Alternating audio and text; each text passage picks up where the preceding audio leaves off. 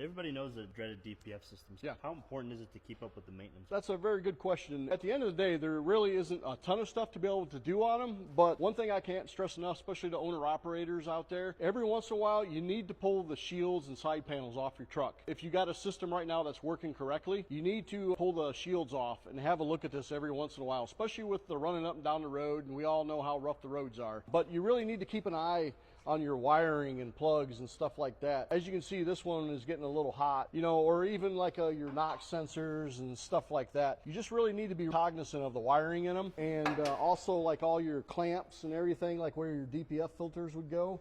You just got to really watch that stuff. There really isn't a ton of service on them, but again, those little things right there, especially if you got a leak going on the inlet and anywhere throughout that, you're almost guaranteed to kick an engine light on, and that's going to put you into a dealership or a shop. The other thing that I think is really important that most people don't know, the bottom of your DPF tank, there is a filter on that, and I always say at least once a year, you need to pull that filter out and clean that filter. There's just a lot of little things that you just need to kind of look at for clamps and wiring and stuff like that. If you can keep up on that, that'll generally keep you out of the shop.